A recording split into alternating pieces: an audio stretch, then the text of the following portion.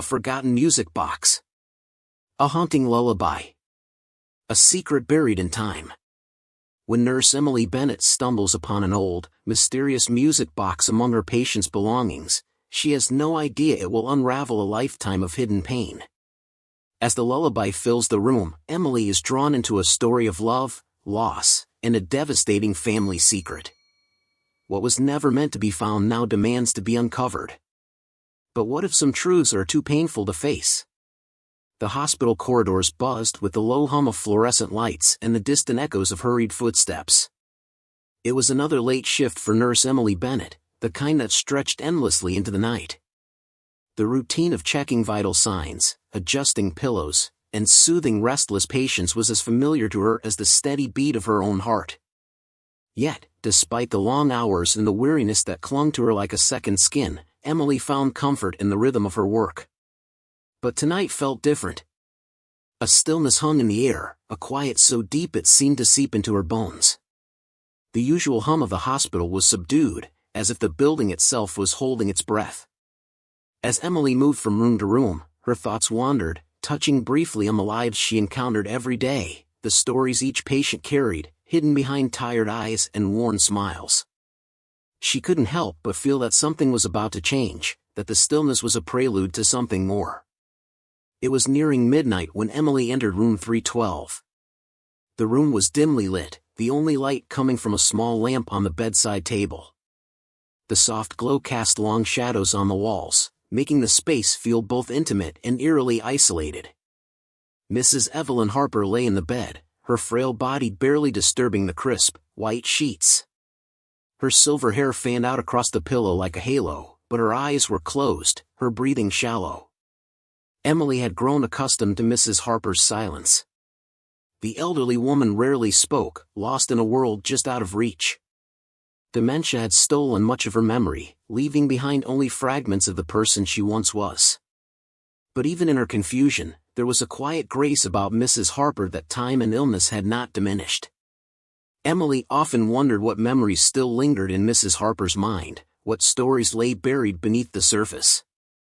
As Emily adjusted Mrs. Harper's blanket, her gaze fell on the small suitcase at the foot of the bed, Mrs. Harper's belongings, brought in by a distant relative who had visited only once. The case was old, its leather exterior worn and scuffed, the brass clasps tarnished with age. Emily had never given it much thought, it was just another piece of luggage in a hospital full of them. But tonight, something drew her to it. Perhaps it was the stillness of the hour, or the soft pull of curiosity that had always been a part of her nature. Whatever the reason, Emily found herself kneeling beside the suitcase, her fingers tracing the edges of the worn leather before carefully unfastening the clasps. A small voice in her mind told her to leave it alone, but something stronger urged her on. The lid creaked open, revealing a jumble of neatly folded clothes, a few old books, and a small, velvet-lined box tucked into the corner. Emily hesitated for a moment, then reached for the box. It was lighter than she expected, fitting comfortably in the palm of her hand. The exterior was faded, the once rich red velvet now a muted shade of burgundy, worn thin at the corners. As she lifted the lid, a faint, almost imperceptible melody began to play. The sound was delicate, like the whisper of a forgotten memory, and it filled the room with an ethereal quality that made the hairs on the back of Emily's neck stand on end. She recognized the tune as a lullaby, though she couldn't place where she had heard it before. It was the kind of melody that felt ancient, as if it had been sung by generations long gone. Emily watched, transfixed, as a tiny, porcelain ballerina twirled gracefully inside the box. The figure was chipped in places, but its movements were smooth, almost hypnotic. The song continued to play, weaving through the quiet room like a thread, pulling something deep from within Emily's chest, a sense of nostalgia she couldn't quite explain. The lullaby seemed to awaken a memory she didn't know she had, a feeling of something lost and longed for. Just as she was about to close the box, a sound broke through the stillness. It was faint but unmistakable, a low, raspy whisper coming from the bed. Emily's head snapped up, her heart quickening as she realized that Mrs. Harper was no longer asleep. The old woman's eyes were open, though unfocused, and her lips moved slowly, forming words that barely reached Emily's ears. It was never meant to be found. Emily froze, the music box still cradled in her hands. Mrs. Harper's voice was weak, each word a struggle, but there was an urgency in her tone that made Emily lean in closer. What wasn't meant to be found, Mrs. Harper? Emily asked softly, her voice gentle, coaxing. But Mrs. Harper's eyes had already closed again, her face slackening as if the effort of speaking had drained the last of her strength. Emily waited for a moment, hoping for more, but the room had fallen silent once more, the only sound the soft ticking of the clock on the wall. Emily exhaled slowly, realizing she had been holding her breath. She looked down at the music box in her hands, its melody now fading into a final, haunting note. The lid closed with a quiet click, but the sense of unease lingered, like a shadow just out of sight. Carefully, Emily placed the box back into the suitcase, her mind racing with questions. What had Mrs. Harper meant? What was the significance of the music box, and why had its discovery elicited such a response? Emily had seen many strange things in her years as a nurse, but this felt different. There was something unsettling about the way the music seemed to awaken something in Mrs. Harper, something that had been buried for years. As Emily rose to her feet, she cast one last glance at Mrs. Harper. The old woman was once again still, her breathing steady but shallow. Emily knew that whatever Mrs. Harper had tried to say, it was important. And for the first time in a long while, Emily felt a pull she couldn't ignore, a need to understand, to unravel the mystery that had begun to unfold in the quiet of room 312. Leaving the room, Emily carried with her the lingering notes of the lullaby, the melody playing over and over in her mind. She couldn't shake the feeling that this was just the beginning of something much larger, something that had been waiting in the shadows for years, waiting for someone like her to find it. As she made her way down the dimly lit corridor, the hospital seemed to hum with a different energy, one that buzzed just beneath the surface of the mundane. The music box, the cryptic words of a frail woman, it was all too strange, too coincidental to be ignored. Emily didn't know what she was getting herself into, but she knew one thing for certain: she wasn't going to let this mystery remain unsolved. And so, with a resolve that surprised even herself, Emily made a silent promise. She would return to room 312, she would find out what Mrs. Harper had meant, and she would uncover the truth hidden within that haunting melody. The following morning, sunlight streamed through the tall windows of the nurses' station, casting long, golden beams across the floor. The warmth did little to ease the lingering chill that clung to Emily's thoughts, a remnant of the previous night's encounter with Mrs. Harper. Despite the steady hum of activity around her, the beeping monitors, the murmur of conversations, the rustling of paperwork, Emily couldn't shake the uneasy feeling that had settled deep in her chest. She had slept poorly, her dreams haunted by the soft, persistent melody of the music box. Over and over, the tune had played in her mind, as if demanding her attention, urging her to uncover its secrets. By the time her alarm had gone off, she had felt more exhausted than when she had first closed her eyes. She couldn't help but feel that the music box had reached into her soul, stirring something long dormant. Now, as she sat at the station, organizing her notes for the day, Emily found herself distracted, her thoughts drifting back to room 312.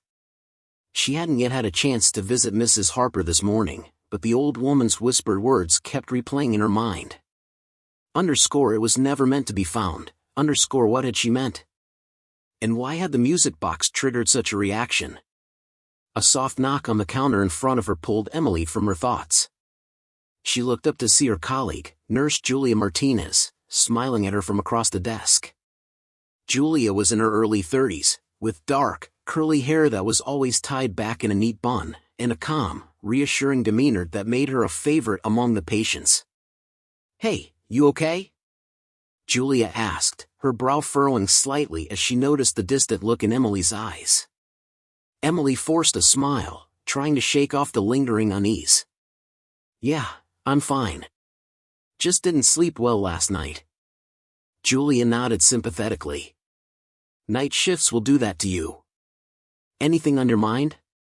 For a moment, Emily considered telling Julia about the music box, about Mrs. Harper's strange reaction, but something held her back. She wasn't sure why, but the experience felt too personal, too delicate to share just yet. Instead, she shrugged lightly. Just the usual.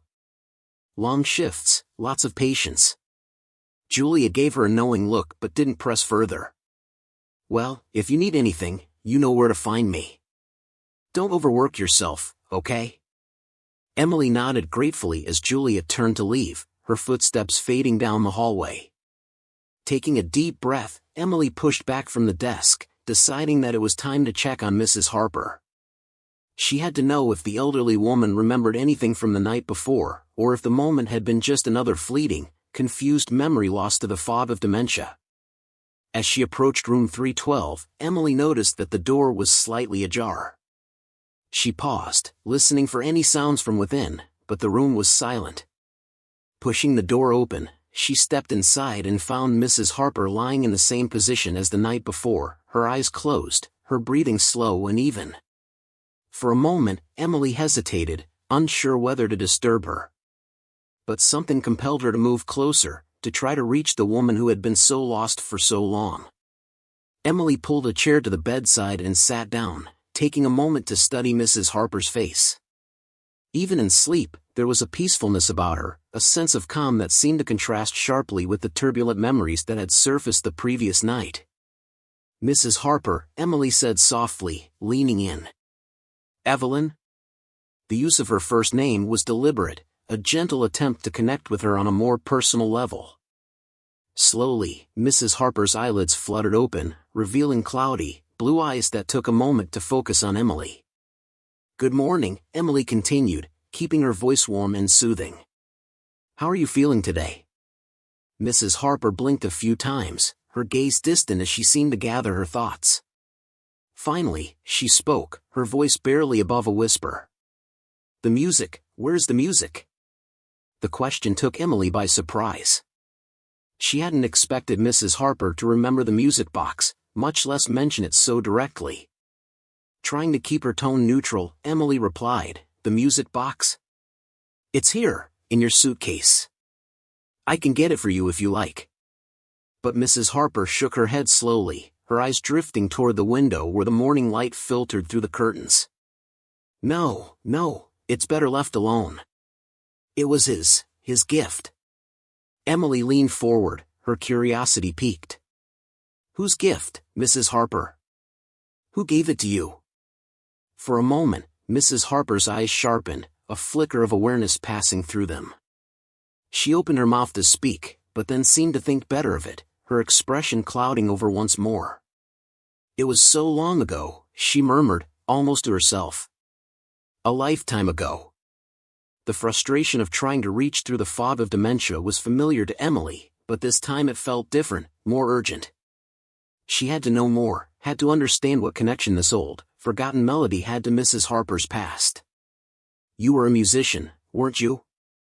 Emily asked gently, hoping to guide the conversation towards something that might spark a clearer memory. "A pianist?" Mrs. Harper's gaze flickered again, this time with a touch of something that resembled pride. "Yes. I played. Music was everything to me, once." Before, her voice trailed off, and Emily waited, giving her time to find the words, to navigate the maze of her own memories. But Mrs. Harper's eyes were growing distant again, the clarity fading as quickly as it had come. Emily resisted the urge to push her further, knowing that too much pressure could cause her to retreat entirely. Instead, she decided to take a different approach. "I found a photograph in the music box," she said slowly, watching Mrs. Harper's reaction closely. "It's of you, with a man and a child. Do you remember that picture?" For a long moment, Mrs. Harper didn't respond. Then, just as Emily was about to give up hope, the old woman's lips moved, forming a single, trembling word. "James." Emily's heart skipped a beat. This was the first concrete name she had heard connected to the mystery, and it was a significant breakthrough. "James," she repeated softly. "Was he the man in the photograph?" But Mrs. Harper's gaze had drifted back to the window, her mind slipping away once more. The moment of clarity had passed, leaving Emily with more questions than answers. Realizing that she wouldn't get any more information today, Emily gently patted Mrs. Harper's hand. "Thank you, Evelyn. You've helped me more than you know." Mrs. Harper didn't respond, her eyes closed once more as she slipped back into her usual state of quiet repose. Emily stood up, feeling a mix of excitement and frustration. She was getting closer to understanding, but the puzzle was still far from complete. As she left the room, Emily resolved to dig deeper into Mrs. Harper's past. She would find out who James was, and what connection he had to the music box and the photograph. Whatever secrets were buried in Mrs. Harper's memories, Emily was determined to bring them to light. As she walked back to the nurse's station, the familiar routine of the hospital seemed to blur around her, her focus narrowing to the mystery that had taken hold of her thoughts. There was a story here, one that had been forgotten for too long. And Emily was certain of one thing: she would not rest until she had uncovered the truth. The days that followed were marked by a persistent, almost feverish curiosity that Emily couldn't shake. Mrs. Harper's fragmented memories, the haunting melody of the music box, and the mysterious figure named James all swirled together in her mind, forming a puzzle that seemed just out of reach. Emily found herself replaying every conversation, every whispered word, as if trying to assemble a jigsaw puzzle with pieces that didn't quite fit. The mystery was no longer just about Mrs. Harper, it had become personal for Emily.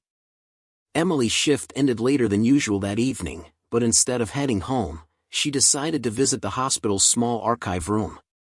It was a quiet, often overlooked space tucked away in a corner of the building, where old records and files were kept in dusty boxes and filing cabinets. Emily had always loved the idea of the archive, this quiet room filled with the echoes of the past, where stories long forgotten were preserved in yellowed papers and faded ink. But she had never had a reason to visit until now. The room was dimly lit, with the smell of old paper and the faint, lingering scent of antiseptic in the air. Emily closed the door behind her, the click of the latch echoing softly in the silence. She wasn't entirely sure what she was looking for, but she hoped that somewhere in these records, she might find something, anything, that could shed light on Mrs. Harper's past. Emily began by searching through the hospital's patient records, carefully sifting through files that dated back decades. The papers were brittle and yellowed with age, and the handwriting was often difficult to decipher, but she persisted, her eyes scanning each page for any mention of Mrs. Harper, James, or any details that might be relevant. The hours slipped away as she immersed herself in the search, her mind racing with possibilities. After what felt like hours, Emily's fingers brushed against a file that seemed out of place among the others. It was thinner, its cover more worn, as if it had been handled many times over the years. The name on the front caught her eye, _Harper, Evelyn _. Her heart quickened as she opened the file, revealing a few scattered documents, medical records, notes from doctors, and a short biography that had been written when Mrs. Harper was first admitted to the hospital. Emily skimmed through the documents, looking for anything that might stand out. Most of the information was what she already knew: Mrs. Harper's age, her declining health, and the onset of dementia. But then she found something that made her pause. Tucked between the pages was a small, folded newspaper clipping, yellowed and brittle with age. Carefully, Emily unfolded it, her eyes scanning the faded print. The headline read, _Tragedy strikes prominent Harper family, son lost in boating accident. Emily's breath caught in her throat as she read further, the details of the article beginning to fill in the gaps of the story she was piecing together. The article was dated nearly 50 years ago, and it described a devastating accident that had claimed the life of Mrs. Harper's only son, a young man named James. According to the article, James had been a promising musician, much like his mother, and had been planning to follow in her footsteps. But during a family outing on a nearby lake, their boat had capsized in a sudden storm. James had drowned, his body recovered only days later, leaving the Harper family in ruins. The article mentioned that Mrs. Harper had never fully recovered from the loss, and her career as a pianist had abruptly ended soon after. Emily sat back in her chair, the weight of the discovery settling over her like a heavy blanket. This was it, the key to the mystery. The music box, the photograph, The name Mrs. Harper had whispered, it all pointed to the same thing, the deep, unhealed wound left by the loss of her son. The sorrow Mrs. Harper carried was not just a fragment of a forgotten past, it was the foundation of her present. But there was something else, something that still didn't add up. Why had Mrs. Harper said that the music box wasn't meant to be found? And why had it been so carefully hidden away in her belongings? Emily felt that there was more to the story, something that hadn't been covered in the newspaper article. The tragedy was part of it, but not the whole truth. There was a nagging feeling in Emily's chest, as if she was on the edge of uncovering something even more profound. Emily's thoughts were interrupted by the creak of the archive room door opening behind her. Startled, she quickly folded the newspaper clipping and slipped it back into Mrs. Harper's file. She turned to see Julia standing in the doorway, her expression curious but concerned. "Emily, what are you doing here?" Julia asked, stepping into the room. "It's late. You should be home." I'm just looking for something," Emily replied, trying to sound casual. But Julia's sharp gaze took in the scattered files and the look on Emily's face. "Are you still thinking about Mrs. Harper?" Julia asked, her tone softening. "Emily, I know you want to help her, but you can't get too caught up in this. It's not healthy." Emily hesitated, then sighed. "I found something, Julia." There was a tragedy in her past, a terrible loss. Her son, James, he drowned in an accident. It's why she stopped playing music, why she's like this. Julia's expression shifted, a mix of sympathy and concern. "That's awful, but what can you do about it? The past is the past. You can't change what happened." "I know," Emily said quietly. "But there's something else, something she's not telling me. I feel like I need to know, like she needs to tell me. Maybe it'll help her find some peace." Julia looked at her for a long moment, then sighed, leaning against one of the old filing cabinets. "I get it, Emily. I do. But you have to be careful. You're not just dealing with her memories, you're dealing with her pain, and that's not something you can fix by yourself." Emily nodded, appreciating Julia's concern but still feeling the pull of the mystery that had taken hold of her. "I know, but I have to try. There's something about that music box, about the way she reacted. It feels important." Julia sighed again, but she didn't argue. Instead, she reached out and squeezed Emily's shoulder gently. "Just promise me you'll take care of yourself too, okay? Don't lose yourself in this." "I promise," Emily said, offering a small, grateful smile. "Thanks, Julia." Julia nodded, giving Emily one last, lingering look before leaving the archive room, her footsteps echoing down the hall. Once alone, Emily turned her attention back to Mrs. Harper's file. The newspaper clipping had given her valuable information, but it hadn't answered all her questions. There was still the photograph, the letter she had found in the music box, and the cryptic words Mrs. Harper had whispered.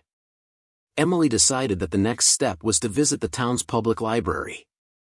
If the Harper family had been as prominent as the article suggested, there might be more records, more clues about their past. Perhaps she could find out more about James, about the life he had lived and the music he had loved. As she left the archive room, the hospital felt strangely quiet, as if holding its breath in anticipation. The night outside was dark, the sky heavy with clouds that obscured the stars. Emily's footsteps echoed in the empty hallways, a soft, rhythmic sound that reminded her of the lullaby that had started it all. The pieces of the puzzle were beginning to come together, but Emily knew that she was still missing something crucial. Something that would explain the sense of unfinished business that lingered around Mrs. Harper, the way the past seemed to cling to her like a shadow. As she stepped out into the cool night air, Emily made a silent vow to herself. She would find the missing piece, whatever it was, and she would help Mrs. Harper find the piece she so desperately needed. The melody of the music box played softly in the back of her mind, a haunting reminder of the secrets that still lay hidden in the echoes of the past. The town's public library was a grand, old building that had stood at the heart of the community for generations. Its stone facade, weathered by time, gave it a stately appearance, and the tall, arched windows allowed sunlight to pour into the reading rooms. As Emily walked up the wide stone steps and through the heavy wooden doors, she was struck by the sense of history that clung to the place. This was where she hoped to find answers, hidden in the pages of old newspapers, town records, and perhaps even forgotten books that lined the endless shelves. The interior of the library was quiet, with only the occasional rustle of pages or the soft tap of a keyboard breaking the silence. The main reading room was bathed in a warm, golden light from the afternoon sun, casting long shadows across the wooden tables and polished floors. Emily approached the front desk, where a librarian with kind eyes and graying hair was helping another patron. She waited patiently, her thoughts still swirling with everything she had learned so far. When the librarian finally turned to her, Emily offered a polite smile. "Hi, I was wondering if you could help me with some research. I'm looking for information on the Harper family, specifically Evelyn Harper and her son, James. There was a tragedy involving them about 50 years ago, and I'd like to learn more." The librarian's expression softened into one of understanding. "The Harpers, yes. That was such a sad story. Evelyn Harper was well known around here. A brilliant pianist, if I recall correctly." "Yes," Emily nodded. "She was. I'm hoping to find more details, old newspaper articles, maybe public records that might mention them." The librarian gestured toward a set of stairs that led to the basement. "We have archives downstairs, newspapers and other historical documents that might be helpful. I can show you where to start." Emily followed the librarian down the creaking stairs to the basement, where the air was cooler and the smell of old paper was stronger. The archives were neatly organized in rows of filing cabinets and shelves filled with bound volumes of newspapers. The librarian guided her to a section labeled Local History and pointed to a set of cabinets. "Start here," the librarian said. "These should cover the time period you're interested in. If you need anything else, I'll be upstairs." "Thank you," Emily replied, feeling a surge of gratitude. As the librarian left, Emily turned to face the rows of cabinets, feeling both excited and overwhelmed. There was so much information here, so many pieces of history waiting to be uncovered. She began by pulling out the drawers labeled with the years closest to the date of the accident she had read about in the hospital's archives. The files were filled with newspaper clippings, some neatly folded, others crinkled with age. Emily carefully sifted through them, her eyes scanning the headlines and articles for anything that might relate to the Harper family. It wasn't long before she found another article that caught her attention.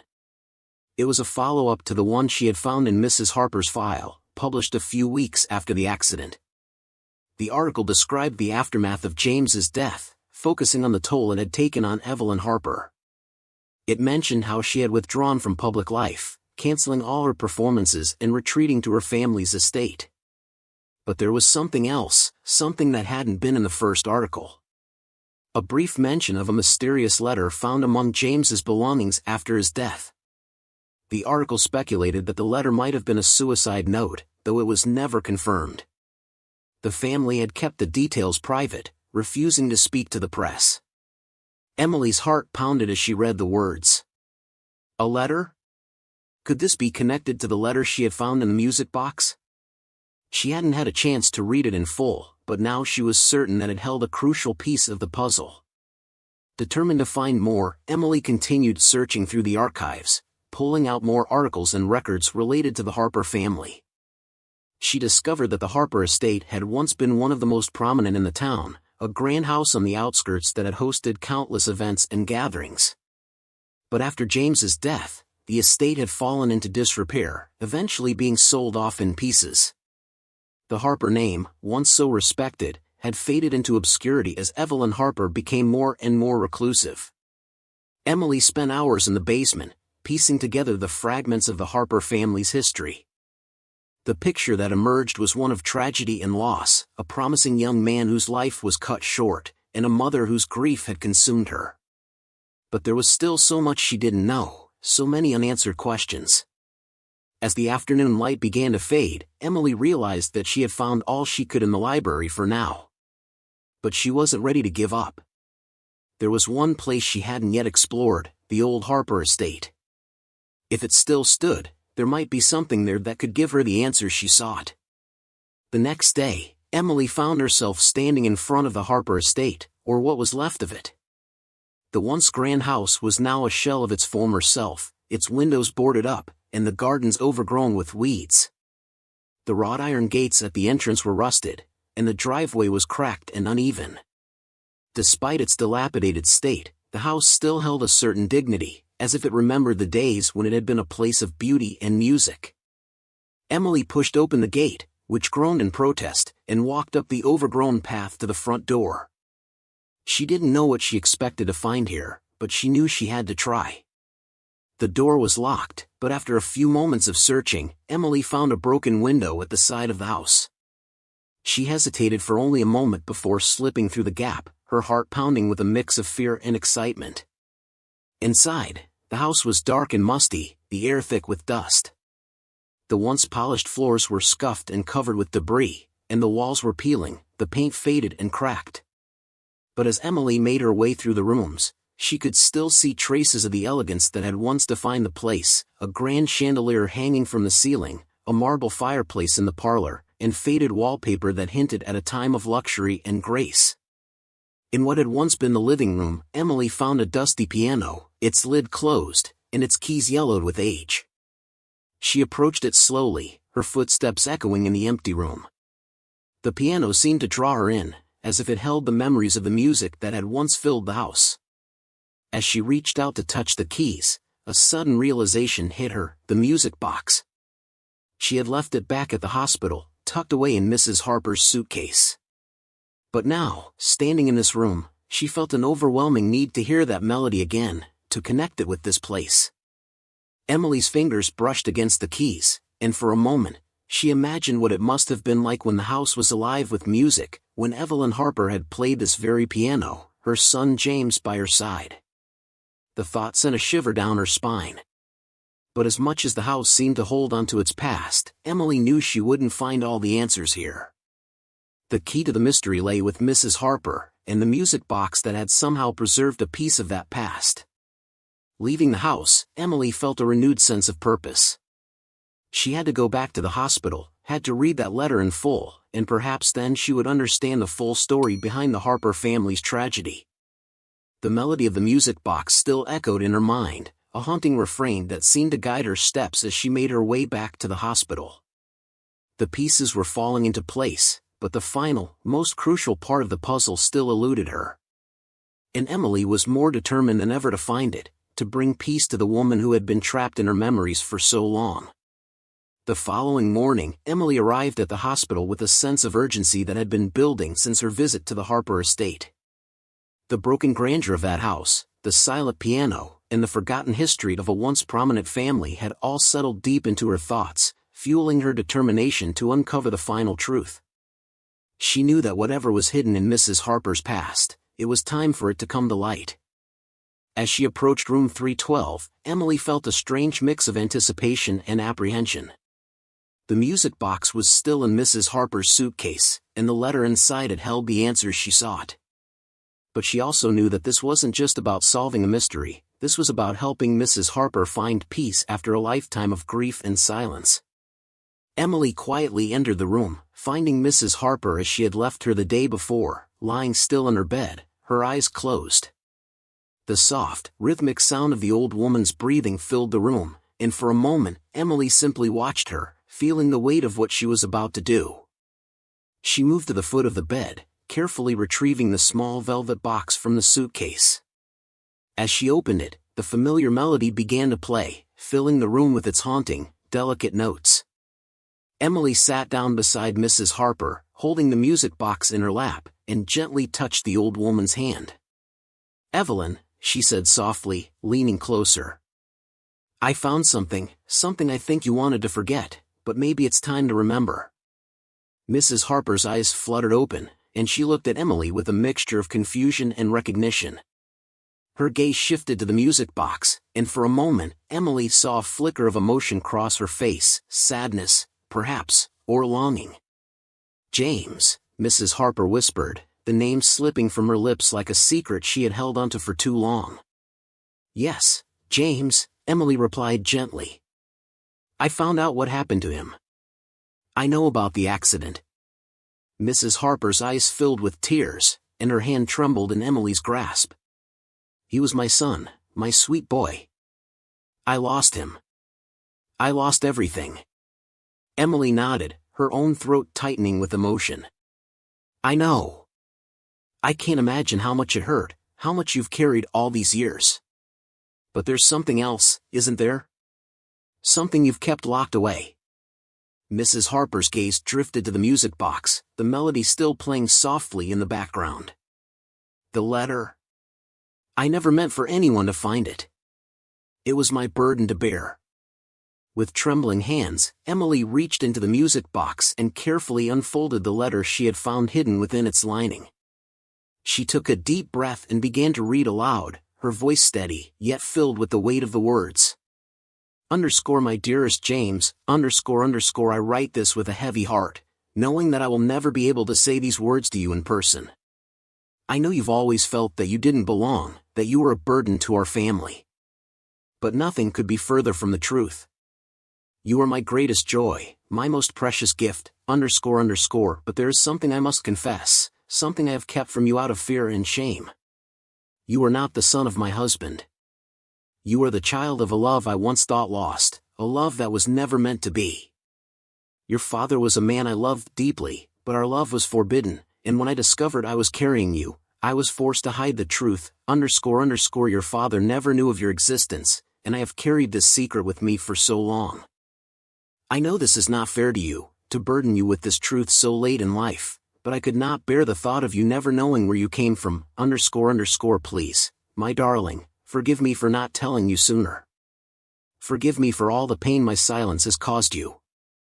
I only ever wanted to protect you, but now I see that the lies have done more harm than the truth ever could, With all my love, Mother, As Emily finished reading, the room fell into a heavy silence, broken only by the faint sound of the music box's melody winding down to its final notes.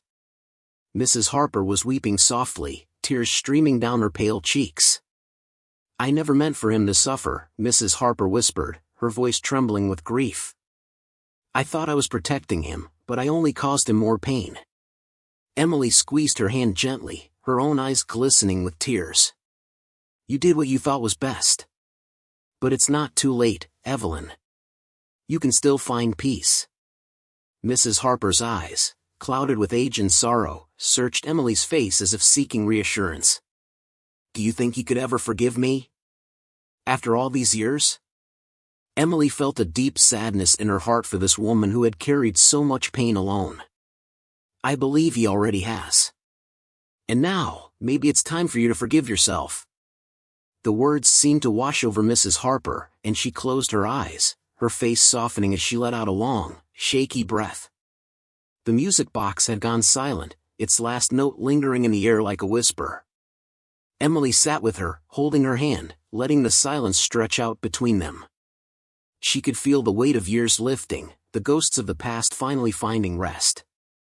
The truth, painful as it was, had been set free, and with it came a sense of release, a release from the burdens that had bound Mrs. Harper for so long. As the sun began to set outside the window, casting a warm, golden light across the room, Emily felt a deep sense of peace settle over her. The music box, once a keeper of secrets, had now played its final note, and with it, a chapter of Evelyn Harper's life had come to a close. Mrs. Harper's breathing had become more shallow, more peaceful, and Emily knew that the end was near. She stayed by her side, offering the only comfort she could, the comfort of presence, of understanding. And then, with one last, soft breath, Evelyn Harper passed away, her hand still gently clasped in Emily's. The room was filled with a profound stillness, a quiet that felt like a blessing, a benediction for a life that had known too much pain and too little peace. Emily sat there for a long time, the tears finally falling freely. She wasn't just mourning the loss of a patient, but the passing of a woman who had been through so much, who had carried so much love and sorrow in equal measure. She felt grateful to have been part of Evelyn's final days, to have helped her find some measure of closure before the end. As she finally rose to leave, Emily placed the now silent music box back into Mrs. Harper's suitcase, closing the lid with care.